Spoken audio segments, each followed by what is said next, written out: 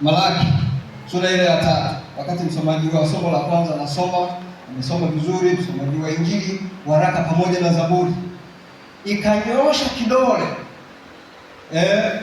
aya hizo zikanipeleka au zikanyoosha kidole kuonyesha kwamba ni kweli kabisa tunahitaji kutengeneza njia ya ujio wa Bwana wetu Yesu Kristo, kumtengenezea Bwana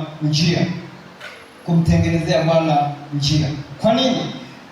Ukisoma katika kitabu hicho cha Malaki, ukasoma na kitabu cha Isaya, kwa mtazamo wa wazo la leo, wanakubaliana kwamba kumtengenezea Bwana njia. Taifa la Israeli wanalielezea kwa namna walivyotangulia, mababa wa imani waliotutangulia katika imani, walipotanga mbali na Mungu, walikosa tumaini, na hasa katika kile kipindi cha utawala wa dola la Kirumi. Walikuwa na matazamio makubwa ya ujio wa Masihi, yaani Yesu Kristo, katika ulimwengu, katika sayari inayoitwa dunia, ambayo mimi na wewe yaani imempendeza Mungu tuishi. Tumeruhusiwa tuishi kwa sababu liko kusudi ambalo Mungu ameachilia tuweze kulifanya katika maisha yetu.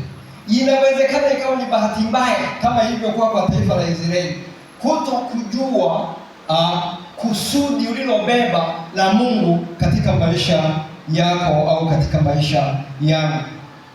Na kwa nini? Yako matukio yaliyotikisa dunia na hata kanisa la Mungu. Njaa mahali, vita, machafuko ya kila namna katika jamii isiyotulia.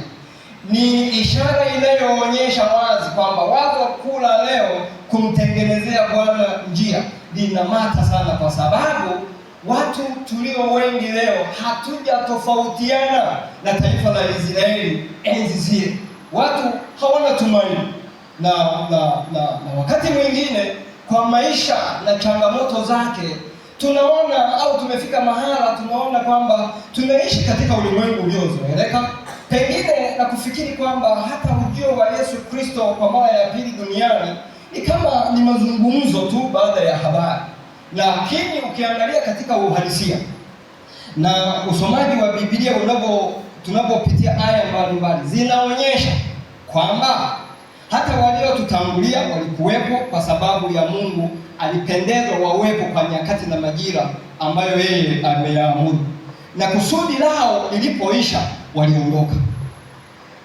Mimi na wewe tupo katika sayari hii inayoitwa dunia kwa kusudi na mpango wa Mungu, yaani kwa namna ulivyo. Haijalishi huko katika mazingira magumu kiasi gani au umesheheni magonjwa ya namna gani ambayo daktari amekwambia huwezi kupona,